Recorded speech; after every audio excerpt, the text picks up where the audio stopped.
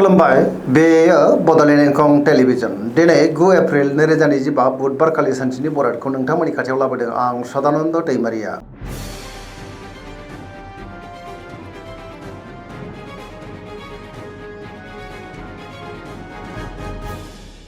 सिगां फरायनो लादों मेष राशि गिबि हांखो अ ल दिनैनि साना जोबोर मोजां जेरावबो देरहासारगोन आरो सुरखौ गोरलैयैनो फेजेननोबो हागोन।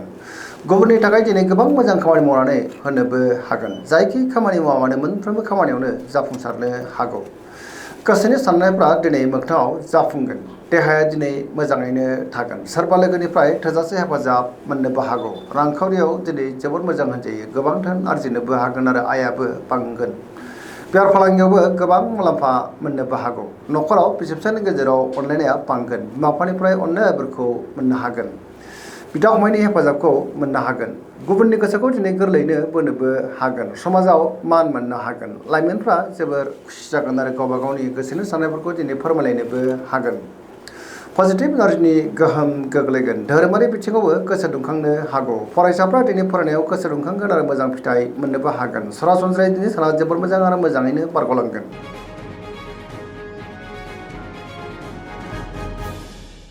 वृष राशि गिबि हांखो इ उ ब दिनैनि साना मोजां आरो गाज्रिनि गेजेरजोंनो बाबेनलांनो हागौ। गोसोआव गोनो गोथो साननायबो फैनो हागौ। गावनि गोसोनि साननायफोरखौ दिनै गुबुननो फोरमायनो गोब्राब जानोबो हागौ।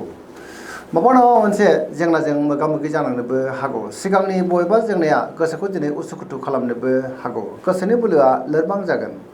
समाजाव मान मोननो हागोन। रांखावरियाव बारा मोजां नङा। नाङा फाङा खरसाया दिनै बांनोबो हागौ। बेफार फालांगियावबो दिनै बारा मोजां नङा होनजायो। खहा जानांनोबो हागौ।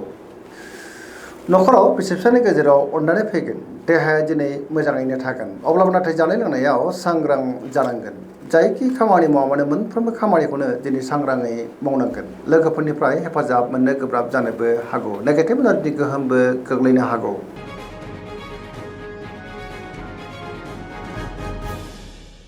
मिथुन राशि गिबि हांखो क स दिनैनि साना जोबोद मोजां। पजिटिभ एनार्जिनि गोहोम गोग्लैगोन। गोसोआव पजिटिभ साननो रोंगोन। गियाननि आंखाल जानाय नङा। मोनफ्रोमबो खामानिखौनो दिनै गोरलैयैनो मावफुंलांनो हागोन। गोसोनि साननायफ्रा मोगथाङाव जाफुंनोबो हागौ। सोरजोंबा बाख्नाय जानोबो हागौ। देहाया दिनै मोजाङैनो थागोन। रांखावरियाव जोबोर मोजां होनजायो। बेफार फालांगियावबो दिनै जोबोर मोजां मुलाम्फा मोनगोन।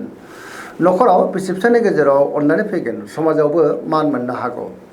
गोसोनि बोलोआ बांगोन। मावनो लानाय खामानिखौ दिनै थि समावनो आरो गोरलैयैनो मावफुंनो हानानै गोसोआ दिनै जोबोर खुसि जागोन। सोरबा लोगोनिफ्राय थोजासे हेफाजाब मोननोबो हागौ। गुबुनजों मोजां सोमोन्दो लाखिनो रोंगोन। बहाबा हान्थियोब्ला दिनै जोबोर मोजां आरो मोजाङैनो हान्थिनोबो हागोन। लाइमोनफोरनि गोसोआ दिनै जोबोर रमान्टिक जागोन आरो गावबा गावनि गोसोनि साननायफोरखौ फोरमायलायनोबो हागोन। सरासनस्रायै दिनै साना जोबोर मोजां आरो मोजाङैनो बारग'लांगोन।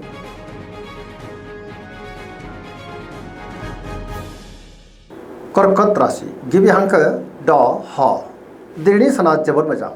गोबां मोजां खाबु दिनै मोननोबो हागौ। समाजाव मान मोनगोन। बहाबा हान्थियोब्ला दिनै जोबोद मोजां आरो मोजाङैनो हान्थिनोबो हागोन। सोरबा लोगोजों बाख्नाय जानोबो हागौ। गोसोनि साननायफ्रा दिनै मोगथाङाव जाफुंनोबो हागौ। सिगांनि बबेबा आद्रा खामानिखौ दिनै गोरलैयैनो मावफुंनोबो हागोन। समाजाव मान मोननो हागोन। रांखावरियाव मोजां होनजायो। मोननो गोनांखौ दिनै मोननोबो हागौ। बेफार फालांगियाव दिनै जोबोर मोजां मुलाम्फा मोननोबो हागोन। देहाया दिनै मोजाङैनो थागोन। अब्लाबो नाथाय जानाय लोंनायाव सांग्रां जानांगोन। गुबुननिफ्राय थोजासे हेफाजाब मोननोबो हागौ। गुबुननि गोसोखौ गोरलैयैनो बोनोबो हागोन आरो पजिटिभ एनार्जिनि गोहोम गोग्लैगोन।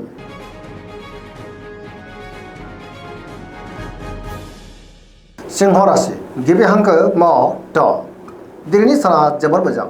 गावनि गोसोनि साननायफोरखौ दिनै गुबुननो फोरमायनोबो हागोन। गोसोआव पजिटिभ साननाय फैगोन। मावनो लानाय खामानिफ्रा दिनै थि समावनो आरो गोरलैयैनो मावफुंजानोबो हागौ। सोरबा लोगोजों बाख्नाय जानोबो हागौ। रांखावरियाव दिनै जोबोर मोजां होनजायो। बेफार फालांगियावबो जोबोर मोजां। बहाबा दावबायनो एबा हान्थिनो खाबु मोननो हागौ आरो मोजाङैनो हान्थिनोबो हागोन। गोसोनि साननायफोरखौ दिनै गुबुननो फोरमायनोबो हागोन। बिमा बिफानिफ्राय थोजासे अननाय आरो बोरखौ मोननो हागौ। समाजाव मान मोननो हागोन। गुबुननि गोसोखौ दिनै गोरलैयैनो बोनोबो हागोन। देहाया मोजाङैनो थागोन। बयजोंबो गोरोबनो रोंगोन। गोसोआ दिनै जोबोर खुसि जागोन। लाइमोनफ्रा जोबोर रमान्टिकबो जानो हागौ। फरायसाफ्रा दिनै फरायनायाव गोसो दुंखांगोन आरो मोजां फिथाइ मोननोबो हागोन। सरासनस्रायै दिनै साना जोबोर मोजां आरो मोजाङैनो बारग'लांगोन।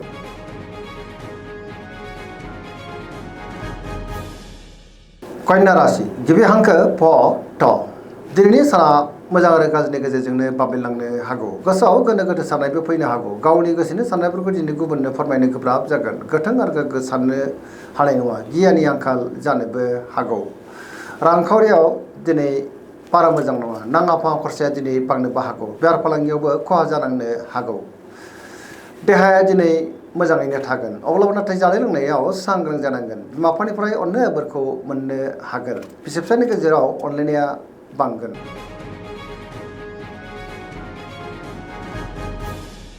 तुला राशि गिबि हांखो र ट दिनैनि साना जोबोर मोजां गोबां मोजां खाबु दिनै मोननो हागौ पजिटिभ एनार्जिनि गोहोम गोग्लैगोन सोरबा लोगोजों बाख्नाय जानो हागौ देहाया दिनै मोजाङैनो थागोन बहाबा दावबायोब्ला दिनै जोबोर मोजां आरो मोजाङैनो हान्थिनोबो हागोन रांखावरियाव दिनै जोबोर मोजां होनजायो बेफार फालांगियावबो दिनै जोबोर मोजां मुलाम्फा मोननोबो हागोन गुबुननि गोसोखौ गोरलैनो बोनोबो हागोन नखराव बिसि फिसायनि गेजेराव अननानै फैगोन बिदा फंबायनिफ्राय हेफाजाबखौ मोननो हागोन सेंग्रा सिख्लाफोरनि गोसोआ दिनै जोबोर खुसि जागोन आरो गावबा गावनि गोसोनि साननायफोरखौ फोरमायलायनोबो हागोन पजिटिभ एनार्जिनि गोहोम गोग्लैगोन धोरोमारि बिथिङावबो गोसो दुंखांनो हागौ सरासनस्रायै दिनै साना जोबोर मोजां आरो मोजाङैनो बारग'लांगोन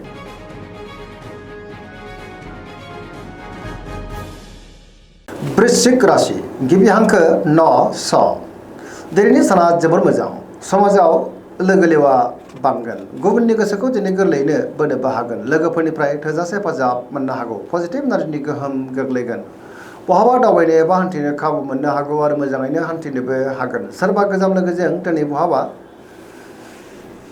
लोगो मोनज्लायनोबो हागौ मावनो लानाय खामानिफ्रा दिनै गोरलैयैनो मावफुंजानोबो हागौ सिगांनि बबेबा आद्रा खामानियाबो दिनै मावफुंजानो हागौ गुबुननिफ्राय थोजासे हेफाजाब मोननो हागोन गोसोनि साननायफ्रा दिनै मोगथाङाव जाफुंनोबो हागौ गोसोनि बोलोआ बांगोन समाजाव बयजोंबो मान होजागोन नखराव बिदा फंबायनिफ्राय हेफाजाबखौ मोननो हागोन बिमा बिफानि अननायफोरखौबो दिनै मोननो हागोन बिसि फिसायनि गेजेराव दिनै अनलायनायाबो बांनो हागौ गुबुननिफ्राय हेफाजाब मोननानै गोसोआ दिनै जोबोर खुसि जागोन फरायसाफ्रा दिनै फरायनायाव गोसो दुंखांगोन आरो मोजां फिथाइ मोननोबो हागोन लाइमोनफ्रा जोबोर खुसि जागोन गावबा गावनि गोसोनि साननायफोरखौबो दिनै फोरमायलायनोबो हागोन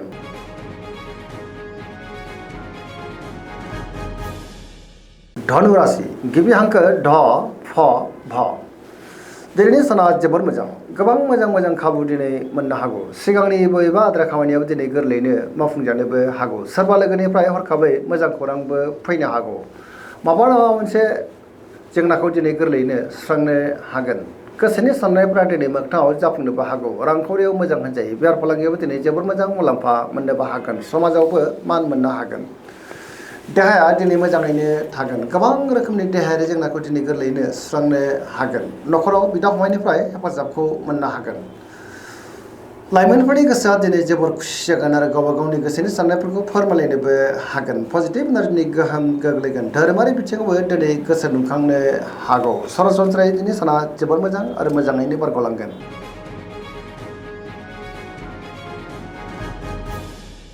मकर राशि गिबि हांखो ख ज दिनैनि साना मोजां आरो गाज्रिनि गेजेरजोंनो बाबेनलांनो हागौ गावनि गोसोनि साननायफोरखौ दिनै गुबुननो फोरमायनो गोब्राब जागोन माबा मोनसे जेंनाजों मोगा मोगि जानांनानै गोसोआव उन दाहाबो फैनो हागौ रांखावरियाव बारा मोजां नङा नाङा फाङा दिनै खरसायाबो बांनो हागौ मोननो गोनांखौ दिनै मोननो गोब्राब जानोबो हागौ सोरजोंबा थगायजानोबो हागौ सांग्रां जानाया गाहाम बेफार फालांगियावबो बारा मोजां नङा होनजायो गुबुनजों दिनै मोजां सोमोन्दो लाखिनो गोब्राब जागोन गोसोनि साननायफ्रा देबार नांनोबो हागौ मोनफ्रोमबो खामानिखौ मावफुंनायाव माबा मोनसे हेंथा फैनोबो हागौ गोदान खामानियाव आखाइ होजेननो हानाय नङा नखराव बिदा फंबायनि गेजेराव हेफाजाबखौ मोननो हागोन बिसोरनिफ्राय अननायखौबो मोननो हागोन सेंग्रा सिख्लाफ्रा दिनै गावबा गावनि गोसोनि साननायफोरखौ फोरमायलायनो हागोन अब्लाबो नाथाय नेगेटिभ एनार्जिनि गोहोमबो गोग्लैनो हागौ मोनफ्रोमबो बिथिङावनो दिनै सांग्रां जानाया गाहाम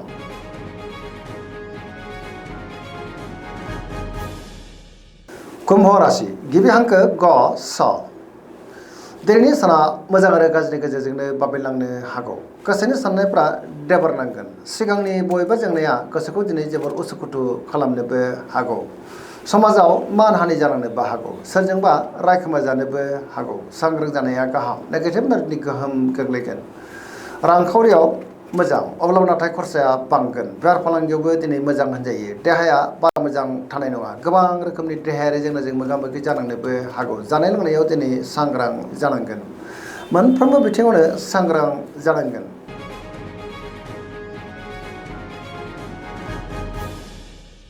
मीन राशि गिबि हांखो ड स दिनैनि साना जोबोर मोजां। सोरजोंबा बाख्नाय जानानै गोसोआ दिनै जोबोर खुसि जागोन।